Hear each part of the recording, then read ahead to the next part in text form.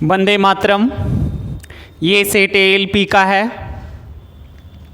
जो भी RRB ALP की रेलवे का भी एग्ज़ाम देना, एएलपी के 25 से एग्ज़ाम है, जिनको एग्ज़ाम है उनके लिए मैं ख़ास बातें कर रहा हूँ। ये सेट नंबर 2 है। यहाँ पे आ जाइए कि किताब से मैं करवा रहा हूँ, जो किताब आपको दिखा देता हूँ।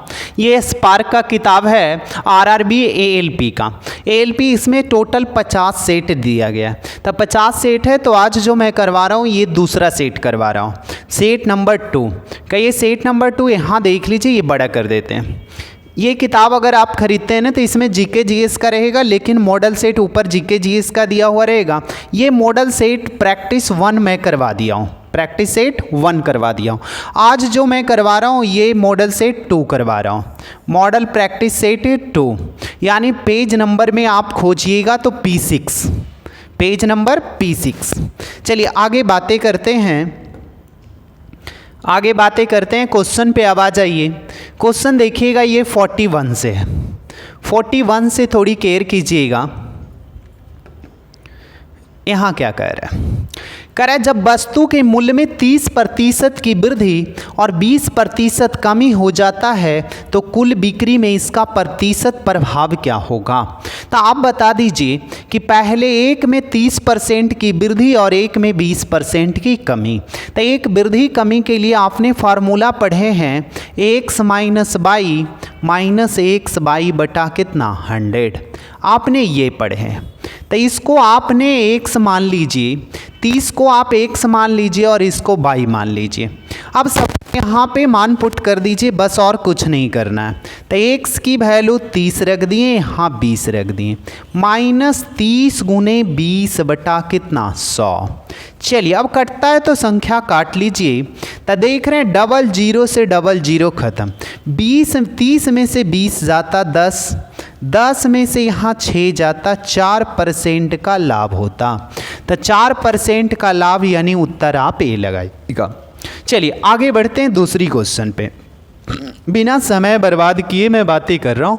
अब यहाँ पे देखिए, एक चीज़ें यहाँ समझने लायक है कि यहाँ एक कतार में अगर देखिए एक पार्टी में, यहाँ कह रहा है एक पार्टी में 10 लोग में से प्रत्येक ने एक दूसरे को 10 रुपये का भेंट दिया। यानी एक 10 आदमी लाइन में अगर 10 को खड़ा कर दूं, यहाँ 1 2 3 4 5 6 7 8 9 10। अब बताइए कि 10 अगर लाइन से है, जिसमें एक व्यक्ति क्या है, बाहर निकल गया। ये व्यक्ति क्या हो गया, बाहर निकल गया। तब बाहर निकलेगा तो कितने आदमी को देगा। तो यहाँ से काउंट कीजिएगा यहाँ तक, तो एक बार में 9 आदमी को देगा। लेकिन ये 10-10 रुपया सबको दे रहा है, तो एक बार में कितना देगा, 90 रुपया। कहिए कैसे, 10 रुपया इसको देगा, 10 20 30 40 50 60 70 80 90 रुपया देगा। फिर ये अपने स्थान पे क्या होगा, जहाँ है वहाँ पे ये जाके फिर लग जाएगा लाइन में, फिर अगला व्यक्ति निकलेगा। तो ऐसे ऐसे कितने बार प्रक्रिया चलेगा, यानी 10 का नंबर आएगा, तो यानी 900 उत्तर आप लगाइएगा, यानी ए लगाइएगा। यहाँ तक सही है। चलिए दूसरी क्वेश्चन पे बातें करते हैं। 43 जरा सीखिएगा, आसान सी क्वेश्चन है। कह रहा है 8 संख्याओं का औसत 20 है, यानी 8 संख्याओं का औसत कितना है, 20। आगे कह रहा है एक नई संख्या, तो देखिए 8 के जगह कितना हो जाएगा मिस्टर, 9 हो जाएगा। और कह रहा है एक नई संख्या को बढ़ा दिया जाए। तब पहले से यहाँ संख्या अगर 8 था, तो एक और बढ़ा दिया जाए, यानी कितना हो जाएगा, 9 हो जाएगा।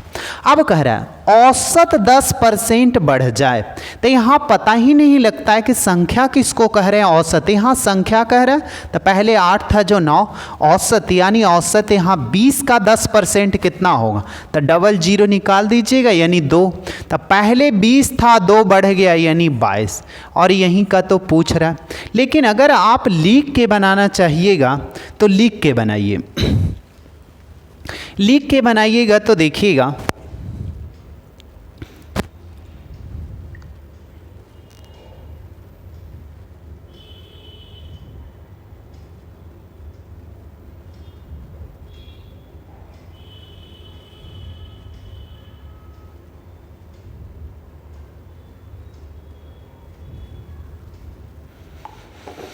चलिए आगे जरा बातें करते हैं।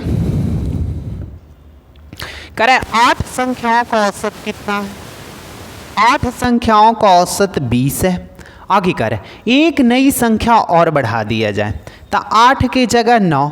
कह रहा है यहाँ 10% बढ़ जाता है। तो 10% का मतलब कितना होगा जो बता दीजिए।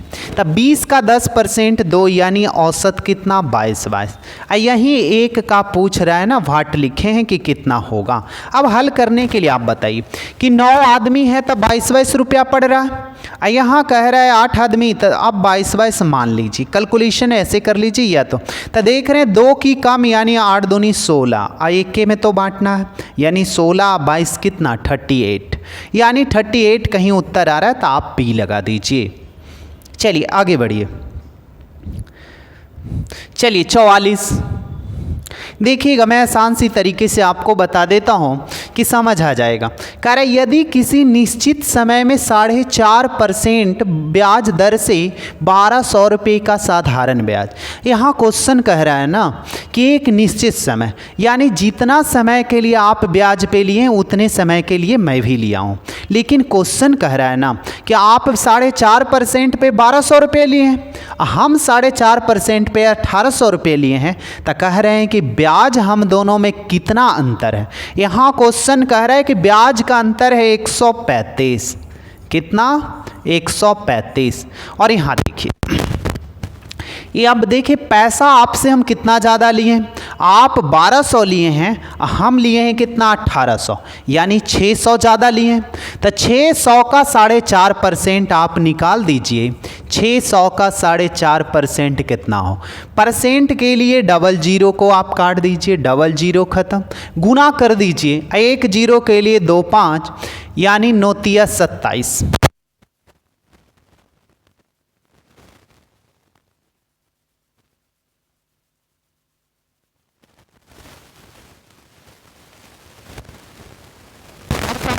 तो आगे 44 के बाद आइए आप 45। देखिए इसमें 44 वाले पीडीएफ में आपको दिख रहा है 2 वर्ष 4 वर्ष और ये 5 वर्ष। क्वेश्चन वही है, आगे जरा केयर कीजिए। अब जरा 45 आ जाइए। 45 देखिए क्या कर रहा है एक राशि ब्रजेश और सुरेश में 4:5 के अनुपात में बांटा जाना था, परंतु 5:6 के अनुपात में बांटी गई। इस प्रकार की ब्रजेश को 6 रुपये का लाभ हुआ, तो बताइए कि वह राशि क्या होगा। तो पहले आप दोनों का नाम लिख दीजिए। जो भी देल है, ब्रजेश देल है और सुरेश देल है, ये मैं नाम लिख दिया। यहाँ देखिए रेशियो देल है 4:5 के अनुपात में, अब 5:6 के अनुपात में। अब रुकिए, यहाँ पे जरा बातें कर लीजिए कि कह रहा है 6 रुपये का लाभ हुआ। कभी ऐसा पढ़े थे योगफल का क्वेश्चन, तो योगफल सेम करने के लिए नीचे के योगफल को ऊपर से गुना, ऊपर के योगफल को नीचे से गुना। तो यहाँ देखिए योगफल 6 5 11, ऊपर कितने से गुना 11 से, नीचे कितना से गुना कीजिएगा 5 4 9 से। कहिए ऐसा गुना क्यों कर रहे हैं जो बताइए, क्योंकि योगफल सेम कर रहे हैं, नीचे के योगफल को ऊपर से गुना, ऊपर के योगफल को नीचे से। यहाँ क्वेश्चन में आपको क्या कह रहा है ना, 6 रुपये का क्या हो रहा है लाभ हो रहा है। तो किसका पढ़िए, नाम यहाँ देल है। यदि इस प्रकार ब्रजेश को 6 रुपये का लाभ हुआ, तो आप बताइए यहाँ लाभ कितने का हुआ। तो यहाँ 44 और 45 में लाभ 1 का। अब आगे कोई ऐसे भी लिखते हैं कि 1 की वैल्यू अगर 6 देल है और यहाँ पूछा जा रहा है किसका, वह राशि क्या होगा। तो टोटल कुल कितना होगा। तो 44 और 55 कितना, तो 99 की वैल्यू 1 का 6, तो 99 की वैल्यू 6 गुने 99। या मैं कर देता हूँ कि लाभ की तुलना लाभ से, तो 9 6 54, 4 किसी में आ रहा है, इकाई अंक 1 के में आ ही रहा है, तो लगा दीजिए 394 594। कहीं कैसे लगाएं, 9 6 54 इकाई अंक 4 1 के ऑप्शन में दिख रहा है, तो उत्तर लगा दिए, गुना करने की कोई ज़रूरत नहीं था। चलिए यहाँ आइए जरा, कह रहे एक आयत आकृति का, कह रहे एक आयत है जिसका क्षेत्रफल 500 देल है। यहाँ से पढ़िए, ये इंपॉर्टेंट यहाँ से है। यदि इसकी लंबाई चौड़ाई से 25% अधिक है, तो एक जगह मैं लंबाई लिख देता हूँ और एक जगह चौड़ाई लिख दिया। यहाँ देखिए, चौड़ाई से 25% अधिक, 25% का मतलब 1/4, तो 4 था और 1 यानी कितना हो गया 5।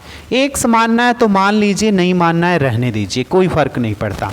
या लिखते चौड़ाई को कितना 100 और 25% अधिक यानी 125, काटते फिर इतना ही आता।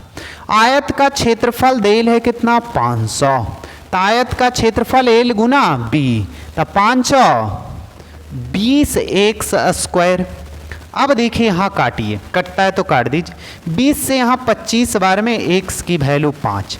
कहिए कैसे 5 ले आए जो बताइए। तो एक्स स्क्वायर था, इधर जाएगा तो रूट 25 से कटता है यानी 5। अब कह रहा है पूछा किसका जा रहा है, तो इसकी लंबाई कितना होगा। तो लंबाई पूछा जाएगा तो x की वैल्यू यानी 25, तो 25 कोई उत्तर आ रहा है तो लगा दीजिए। अगर चौड़ाई पूछता तो 5 रख देते तो 20। चलिए आगे बढ़िए, अगली क्वेश्चन।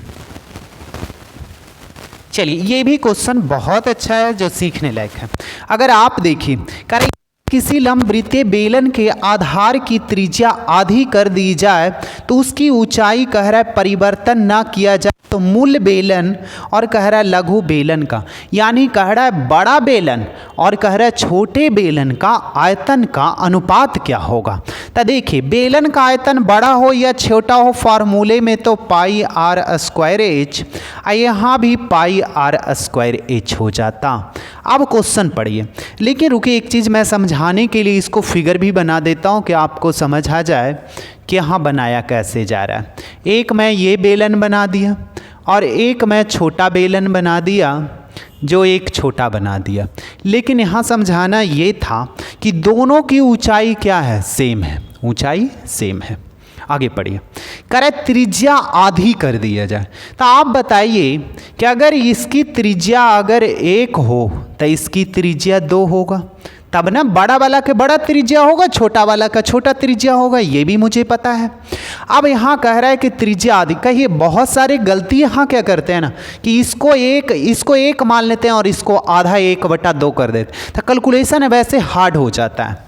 तो कहिए यहाँ 2 मानते तो इसको 4 मान लेते, काटेंगे तो इतना ही आएगा। तो देखिए यहाँ काटिए, पाई तो दोनों ओर सेम होगा मिस्टर, खत्म। ऊंचाई भी क्वेश्चन में कह रहा है कि उसकी ऊंचाई में कोई परिवर्तन नहीं किया गया, यानी ऊंचाई दोनों का क्या है, सेम है। अब यहाँ कह रहा है त्रिज्या 2 का स्क्वायर कितना 4, 1 का स्क्वायर कितना 1, यानी 4/1 उत्तर लगा देते आप कौन, सी। चलिए अगली क्वेश्चन 47 के बाद आप आ जाइए 48। देखिए यहाँ समझाने के योग्य बात है, कह रहा है 7 संख्याओं का औसत कितना देल है, नीचे नहीं दिख रहा है क्या, देखिए 7 संख्याओं का औसत देल है 30, यानी यहाँ पे देखिए 7 गुने कितना मैं कर दिया 30। अब कह रहा है देखिए प्रथम 3 संख्याओं का औसत 32 है, तो 3 संख्याओं का औसत क्या है 32। तो औसत का मतलब होता है प्रत्येक का बराबर हिस्सा, यानी 32 रुपया एक आदमी का, तो 3 तो 32 दिया 96। अंतिम कह रहा है 3 संख्याओं का औसत 28 है। बस इसको गुना करके इसमें घटा दीजिएगा, 1 से भागा दें या नहीं, कहिए कैसे, 7 3 3 6 हो गया, तो 1 का। अब मैं कहूँ कि गुना अगर इतना करना चाह रहे हैं गुना कर लीजिए, लेकिन मेरे तरीके आ जाइए। आप एग्जाम में वैसी क्वेश्चन बनाया कीजिए जिसमें कि आपको कैलकुलेशन कम से कम करना पड़े। आप कभी भी अगर सेट लगा रहे हैं ना तो एक बातें हमेशा ध्यान रखें, आप इस बात से ज़्यादा तकलीफ हो जाता है कि नंबर कम आ रहा है, नहीं नंबर कम आ रहा है, आपको कोई टेंशन लेने की ज़रूरत नहीं है, नंबर डेली बढ़ रहा है। आप में कोई प्रोग्रेस है कि नहीं, इस बात कि आप कल 5-10 नंबर से भी शुरू कर रहे हैं तो कोई प्रॉब्लम नहीं है, 5 नंबर आ रहा है 10 नंबर, लेकिन धीरे धीरे आप में प्रोग्रेस हो रहा है कि नहीं, ये बड़ी बात है। नंबर सबका कम आता है पहली बार में, जो अगर 75 नंबर में ला रहे हैं 50 नंबर 60 नंबर, तो शुरुआत नीचे से ही इसके लिए टेंशन नहीं लेना। और अगर समझ नहीं आ रहा है कि मैथ हमको समझ नहीं आ रहा है तो बेसिक से पढ़ना पड़ेगा। आप कितना भी पढ़ लीजिएगा सिलेबस तो आपको सेट का क्वेश्चन कुछ अलग रहेगा। चलिए आगे बातें करते हैं, बाल बाकी मुलाकातें करते रहेंगे। चलिए 7 संख्याओं का औसत 30 है। तो देखिए मैं लिख के बताता हूँ। 7 संख्याओं का औसत कितना है? प्रथम कह रहा है 3 संख्याओं का औसत कितना है? 32। अंतिम 3 संख्याओं का औसत कितना है? 28। अब बताइए 7 इधर 6 इधर तो 1 का, लेकिन यहाँ तो लिख रहा है चौथी संख्या का ना। तो देखिए 3 हो गया फर्स्ट, यहाँ फोर्थ का मतलब 1 का पूछ रहा है, 1 नाम दे, 3 के बाद 4, तो यहाँ लिख देते हैं लास्ट में, यहाँ लिख देते। अब कैलकुलेशन देखिए इसका आसान हो जाएगा। देखिए 30 मान, अगर यहाँ 7 आदमी था तो 30 रुपया पड़ रहा, और यहाँ इन्होंने 32 रुपया लेके भाग गया, इसका मतलब ज़्यादा लेके चला गया। तो 3 दूनी 6, ज़्यादा लेके जाएगा घाटा लगेगा। 32 हिस्सा में मिल रहा था, 2 की कमी यानी 6 फायदा हो जाएगा, और नीचे 1 का तो निकाले कर, तो प्लस माइनस खत्म, यानी 30 उत्तर आ रहा है। तो आप उत्तर इसका आंसर 30 दिख रहा होगा। यहाँ ऑप्शन नहीं आ रहा है, ऑप्शन है ही नहीं, आगे ऑप्शन दिखाते हैं, आंसर यही है। चलिए आगे जरा बढ़िए, 48 के बाद आइए 49। देखिए क्वेश्चन इसी में आप देख सकते हैं 49। कह रहे पी क्यू आर में कुछ धन राशि, क्रमशः का मतलब क्या होता है? क्रमशः का मतलब होता है ना कि पी के लिए वहां देल है जो 5, क्यू के लिए 7, आर के लिए क्रमशः मतलब लगातार। आगे देखिए पी और क्यू के हिस्से में अंतर देल है 556 देल है जी, किसका अंतर देल है जी?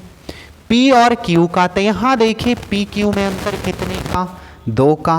पूछा क्या जा रहा है? कुल राशि कितना होगा? तो 9 7 16 16 5। अब काट 2 से अगर कटता है तो काट दीजिए, तो 2 से कितना बार में कटेगा?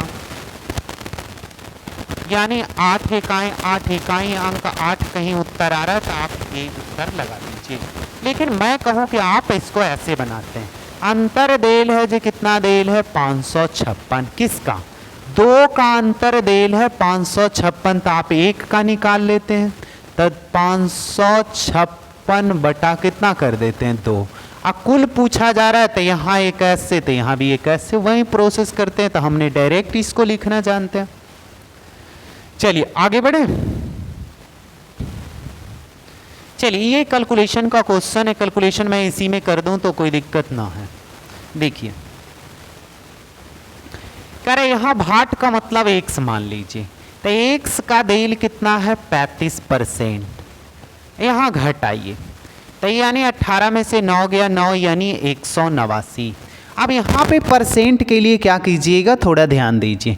परसेंट के लिए आप नीचे 100 लिखते हैं और गुना करते हैं तो कितना आ जाता है? इधर 00, मैंने 100 लिखा है यानी 00 से। अब काटिए 5 से 7 बार में, 5 से 20 बार में, और 7 से 27 बार में, 540 कहीं उत्तर आ रहा है। 27 दूनी 54, तो आप 540 लिख दीजिए, यानी बी उत्तर आएगा। चलिए अगली बढ़ते हैं। ये क्वेश्चन देखिए 2 तरीके से मैं बता देता हूँ, दोनों तरीके आपको क्वेश्चन एग्जाम में हूबहू ऐसा ही आता है जो क्वेश्चन आपको पूछा गया है। देखिए मैं बताता हूँ कहाँ क्या गलती होता है। 1200 लड़के और 900 लड़कियाँ सम्मिलित हुए हैं, उसमें 80% लड़के तथा 45% लड़कियां उत्तीर्ण हुए हैं, तो अनुत्तीर्ण यानी पास का देल है और फेल का पूछ रहा है। तो रुकिए आप इसको कैसे बनाइएगा जी। देखिए यहाँ पहले देखिए लिख देता हूँ थोड़ा सा। 1200 देल है जो क्या देल है? लड़का, और 900 देल है लड़कियां। इसके देखिए कह रहे 80% लड़के और 45% लड़कियां पास हुआ है, तो 80% पास हुआ है तो फेल तो हुआ होगा 20%, और यहाँ पूछा जा रहा है कि 45% लड़कियाँ पास हुआ है तब 55% फेल हुआ होगा। अब फेल का संख्या घट बढ़ होने से औसत में कोई परिवर्तन नहीं, 00 से 00 खत्म, 3 से 3 बार में, 3 से 4। कहिए यहाँ लिख के क्यों काटे, यहीं काट देते, काम समाप्त हो जाता। चलिए अब गुना कर लीजिए, आप अपने हिसाब से अगर बनाइएगा तो 20 गुने 4 ऐसा कीजिएगा। रुकिए, 20 गुने 4 और प्लस 55 गुने कितना 3 और वटा कितना 4 3 7। लेकिन मैं बनाऊंगा तो किसी को मार दूंगा, यानी छोटा वाला 20 से कितना ज़्यादा है, 35 दिया 105, 105 वटा 4 3 7, 15 बार में, तो 20 और 15 35, यानी 35% उत्तर लगा दें। लेकिन दूसरे तरीके मैं एक और थोड़ी सी बातें कर लेता हूँ यहाँ पे, कि यहाँ तक आप रहने दीजिए, यहाँ तक कोई दिक्कत नहीं है, यहाँ सीखिएगा। कह रहा है 80% लड़के पास हुए हैं, तो लड़का 80% पास हुआ है और लड़कियाँ 45% पास हुआ है। तो मैं पास का निकाल देता हूँ। अगर पहले ग्रुप का पास देल है, दूसरे ग्रुप का पास देल है, तो पूरे का पास का निकलेगा। तो पास जरा क्लियर कीजिए। मैं 45 से कितना ज़्यादा है, 35 कहीं ध्यान क्यों नहीं किए, क्योंकि मुझे 4 3 7 से कट जाएगा, 7 35 5। अब 20 और 35 कितना 65% पास हुआ है, तो यानी 35% क्या हुआ होगा, फेल हुआ होगा। तो ये फेल का निकला और ये पास का, तो हमको फेल का पूछा जा रहा है।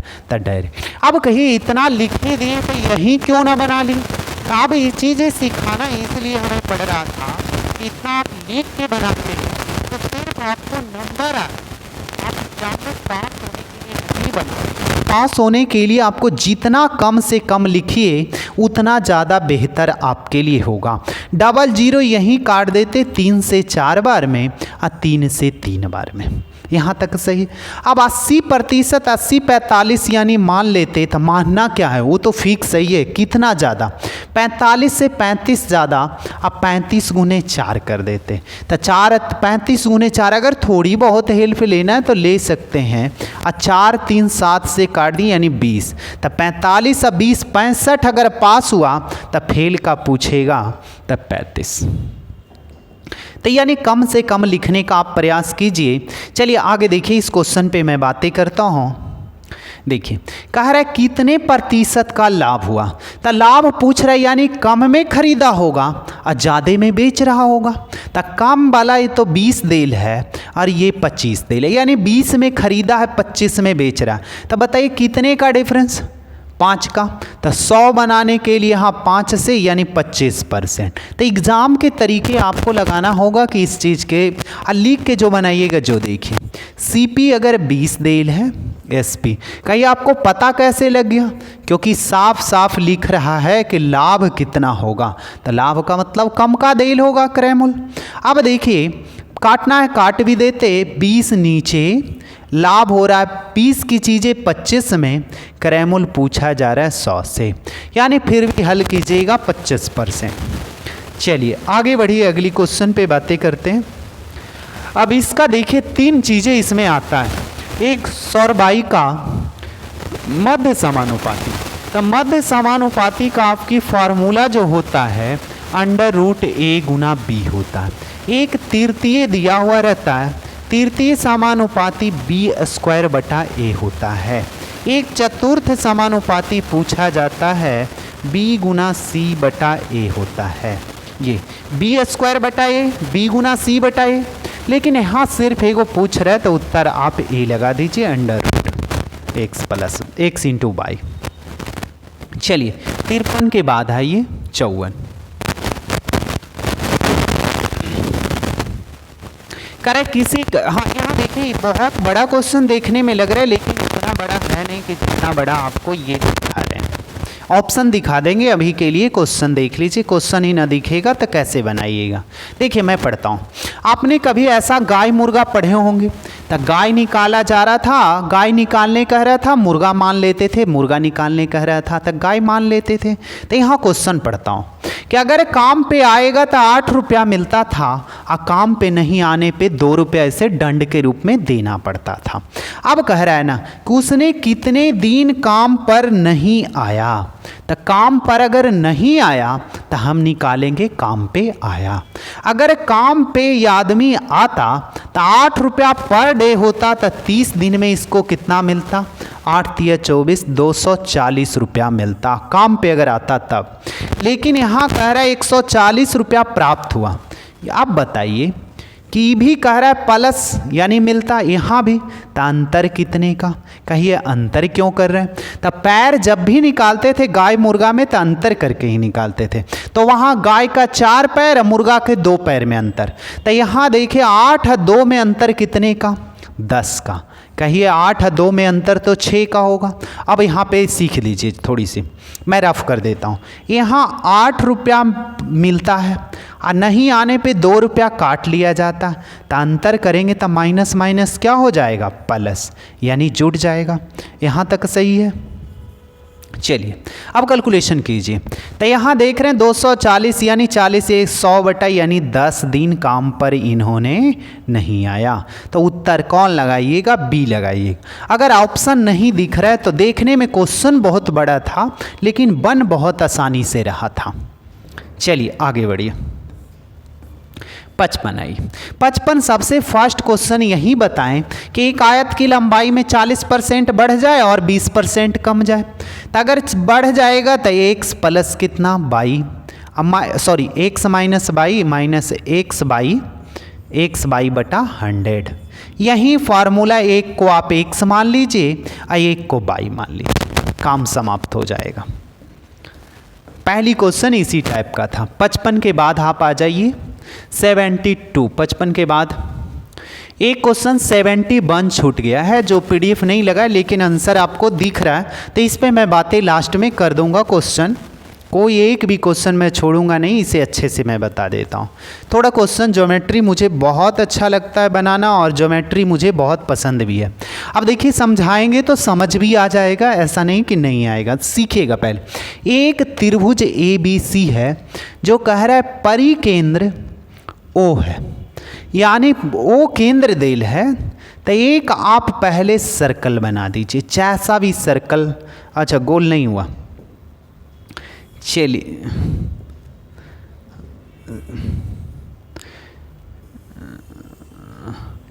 यहाँ तक सर्कल मैं बना दिया। इसके हिसाब से मैं सिखा रहा हूँ कि देखिए इसका बीच में तो होगा जो O होगा, केंद्र जिसको कहते हैं, लेकिन ABC मैं ट्रायंगल बना देता हूँ।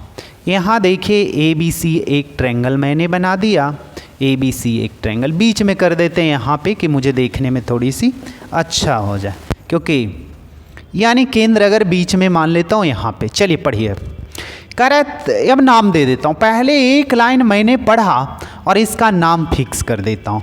यहाँ A B और C, कहिए यहाँ क्यों नहीं ABC दी, क्योंकि ट्रायंगल बाद में इस पे बातें करेंगे कि आपको समझने में मुश्किल हो जाता है इधर उधर करते, तो इसलिए मैं सीधा लिखा। देखिए पढ़िए अब यहाँ कोण BAC यानी A वाला बीच में रहता है जिसका डिग्री देल रहता है 75 डिग्री, तो A का देल है जो 75 डिग्री का है। आगे पढ़िए। BCA यानी C वाला देल है जो कितना देल है 65 डिग्री, यानी ये देल है जो 65 डिग्री। आगे पढ़िए। कह रहा है कोण OAC, तो O बीच में है, A इधर है, तो OAC पूछ रहा है, तो O तो यहाँ से यहाँ आएगा और C यहाँ से यहाँ आएगा, तो यहाँ नाम O दे दिया। एक बात मैं समझाऊं पहले, उसके बाद बातें करता हूँ। अगर ये चीज़ें मैं ना लिखता तब की बातें मैं कर रहा हूँ।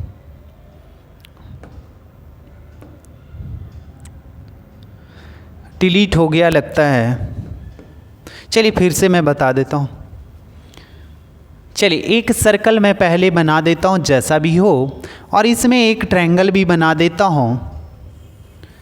डिलीट हो गया यहाँ गलती से। चलिए यहाँ नाम दे देता हूँ A B और C। चलिए क्वेश्चन यहाँ तक तो सेट था, अब पढ़ के बता देता हूँ। बीच वाला देख रहे हैं A की वैल्यू देल है 75 डिग्री, तो A की वैल्यू देल है 75, और यहाँ देखिए C का बीच में कौन है, C का 65 देल है, यानी 65 डिग्री। आप एक बात बताइए, यहाँ तक अगर डिलीट भी हो गया तो अच्छा हुआ। आप बताइए, एक ट्रायंगल का योग, तीनों कोनों का योग 180 डिग्री होता है, तो 165 और 75 कितना, 140। तो अगर 40 इसमें और दे देंगे तो हो जाएगा। यहाँ तक तीनों कोण फिक्स। या तो आपको इसको निकालना था, तो 180 में से 65 और माइनस कितना, प्लस 75 घटा देते तो 40 आ जाता। अब यहाँ तक निकालनी, लेकिन क्वेश्चन ये नहीं पूछ रहा है मिस्टर, क्वेश्चन कुछ और पूछ रहा है। कोण OAC, तो बताइए सर्कल देल है, तो सर्कल में बीच वाला होता है जी, क्या होता है, केंद्र होता है। और OAC इसका नाम O दे देते हैं, A पे मिला देते हैं और ये C पे मिला देते हैं। यहाँ तक बात आ गया होगा समझ। लेकिन एक चीज़ मैं समझाना चाहूँ कि पूरा जो रेड वाला है ये 65 है, छोटका ये 65 नहीं है, पूरा 75 है और ये पूरा 40 है। तो आप एक चीज़ कभी पढ़े होंगे कि वृत्त के परिधि पर बना कोण, केंद्र पर बना कोण इसका दुगना होता है, इसका दुगना होता है। तो यानी कितना डिग्री का हो गया, 80 डिग्री का। आप एक चीज़ और बता दीजिए, मैं एक सर्कल इधर बना रहा हूँ समझाने के लिए कि सर्कल से ये जितना भी, ये सर्कल बीच में केंद्र है, जितना भी ये खींचा जाएगा क्या है, त्रिज्या, ये वो खींचा, तो ये भी त्रिज्या, ये भी त्रिज्या, जितना भी खींचा जाता त्रिज्या बराबर होता क्योंकि केंद्र से है। तो आप बताइए कि ये भी त्रिज्या खींचा गया होगा और ये भी त्रिज्या है, तो दोनों बराबर है, तो दोनों का कोण भी बराबर होगा। तो ये ट्रायंगल 180 डिग्री का होगा, तो ये कोण 80 है, तो ये वाला क्या होगा, 50 होगा और ये भी 50 होगा। कहिए ये कैसे निकाल, तो 180 में से 80 घटा दिए, 100 बचा, और 100/2 का मतलब कितना, 50। यहाँ तक। अब कहिए, रुकिए, ये टोटल देल था जो 65 रेड वाला छिपा हुआ है, 65 है, तो ये 50 है, तो ये कितना होगा, 15 होगा। लेकिन यहाँ पूछ रहा है ये 50 है, तो ये वाला 25 होगा, तब ना टोटल कुल 75 होगा। लेकिन पूछ रहा है किसका, ए का पूछ रहा है, OAC, तो ये 50 उत्तर लगा दीजिए, यानी बी में आ रहा है। नहीं तो ऑप्शन हम दिखा देते हैं। चलिए आगे लिखना है, लिख लेते चलिएगा। चलिए यानी 50 बी वाला उत्तर लगाइएगा। चलिए आगे बढ़ते हैं। 73 पे आप केयर कीजिएगा कि 73 कैसे बनाइएगा। 73 cos 4 थीटा माइनस साइन 4 देल है, यहाँ नहीं आपको दिख रहा है तो मैं बता दिया। 4 थीटा 2/3 तो 1 - 2 साइन। आपने कभी ऐसा फार्मूला पढ़े होंगे, A² माइनस B², तो यानी एक बार प्लस एक बार माइनस, एक बार प्लस और एक बार माइनस, आपने कभी ऐसा पढ़े। लेकिन अगर यहाँ पे मैं 4 कर दूँ थोड़ी देर के लिए अभी, कि अगर यहाँ पे 4 रहता तो सब क्या हो जाता, स्क्वायर में हो जाता, एक बार प्लस एक बार माइनस। तो यहाँ इसी को लिख देते हैं, क्या कह रहा है, cos² theta minus sin² theta, एक बार माइनस में एक बार plus, cos² theta minus sin² theta, तो एक बार माइनस एक बार प्लस, इसी का वैल्यू देल है, जो कितना देल है, 2/3 देल है। अब देखिए, एक पहले यहाँ पे एक छोटा बात कहूँ कि आपके ये फार्मूला देल है, कभी ऐसा पढ़े हैं cos² थीटा sin² थीटा, आपने ऐसा पढ़े थे कि sin² थीटा cos² बराबर 1। अब देखिए मुझे साइन, ये तो इसका हिस्सा कितना आ गया, 1 आ गया। यहाँ पे देखिए मुझे साइन तो यहाँ चाहिए, तो देखिए cos² थीटा देल है, तो cos² थीटा बराबर ये माइनस में जाएगा, ये फार्मूला ही होता है 1 - sin² थीटा। तो ये cos की वैल्यू यहाँ रख दिए, वो 1 - sin² थीटा, और यहाँ sin² थीटा जोड़िए, यहाँ पे थोड़ी 1 तो रहेगा, माइनस माइनस -2 साइन, नहीं कुछ तो एक एक छिपा रहता है, तो sin² थीटा, इसी का वैल्यू देल है 2/1 से गुना करें चाहे नहीं, इसी का पूछ रहा है। देखिए वो 1 - 2 साइन थीटा का मान कितना होगा। चलिए अगली क्वेश्चन पे बातें करता हूँ। 73 के बाद आ जाइए 74। ये भी अच्छी क्वेश्चन है जो आप सीखने के काबिल। ऑप्शन नहीं दिख रहे, कोई दिक्कत नहीं, मैं कोई ऑप्शन दिखा दूंगा। लेकिन यहां सीखिए पहले। कह रहा है दो व्यक्ति के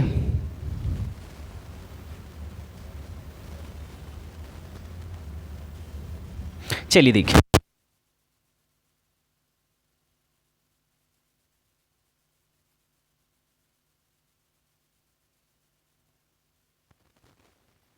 है ऐसा कि आप एक देखे होंगे कि अभी के टाइम में सीढ़ी ऐसा रहता है, तो एक आदमी इधर से उतर रहा है, एक आदमी इधर से उतर रहा है, यानी ऐसा कह रहा है कि ये मीनार हो गया। ये क्या है? मीनार है। और एक आदमी है जो इधर से उतर रहा है, एक आदमी इधर से उतर रहा है, और बीच का दूरी ये क्या पूछ रहा है? ये क्वेश्चन पूछ रहा है। अब ये उत्तर कह रहा है ना कि हमारा 30 डिग्री का कोण बन रहा है, और एक कह रहा है 45 डिग्री का कोण बन रहा है। अब रुकिए, मीनार की ऊंचाई 60 डेल है, तो मीनार की ऊंचाई है जो ये वाला ऊंचाई है, जो कौन है? ये वाला है। बस निकाले कह रहा है। तो रुकिए, tan का अगर मान आप लगाते हैं तो tan थीटा 45 का मान यानी ये भी 60 हो जाएगा। कहिए कैसे? तो 45 देखिए यहाँ पे मैं रफ कर देता हूँ थोड़ा। tan 45 लंब बटा आधार, तो लंब ये होगा, आधार निकालने का रहे तो इसको अभी के लिए x मान लेता हूँ, तो ये लंब बराबर कितना? x। तो इसका मान नहीं 1 होता है, तो क्रॉस मल्टीपल अगर कीजिएगा तो x बराबर कितना आ जाएगा? 60। यानी तो ऐसे ही लगाइएगा, यानी मैं लिख दूं कि 60√3 होता है। कहिए ये आपको तो याद होगा ना? नहीं मिस्टर, याद नहीं है, मुझे समझने की बात है।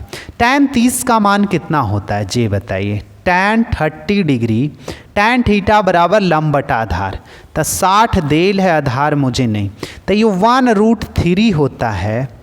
60/x, तो गुना करेंगे तो यही है।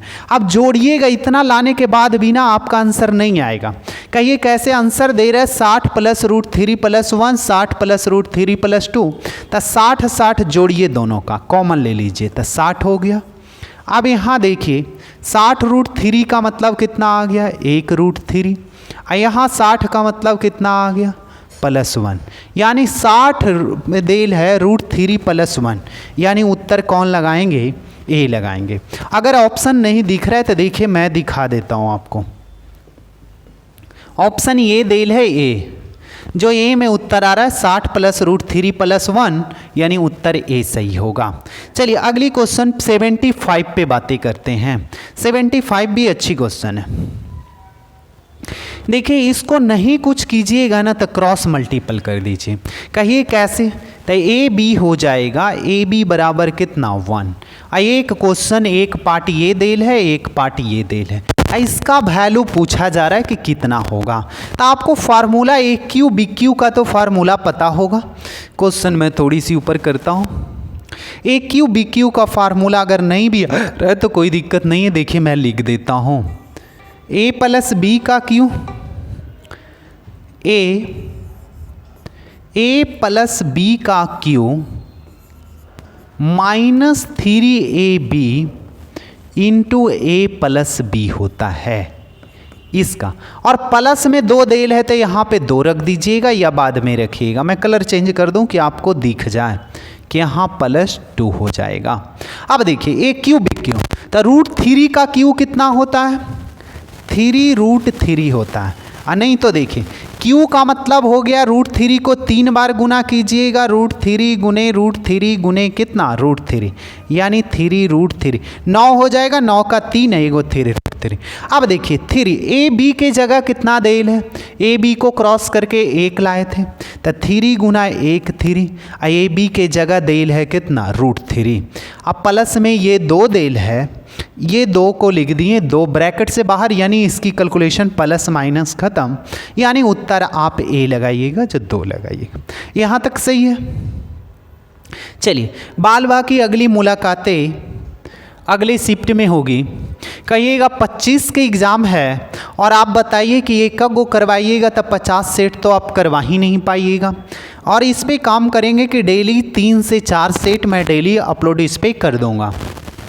डेली लाइव शाम 6 बजे से लाइव चलाने की मैं प्रयास किया, लेकिन नेट की वजह से नहीं चल पाया। तो डेली अगर लाइव देखना चाह रहे हैं तो शाम के देखिएगा 6 बजे AM में। चलिए आगे बढ़ते हैं।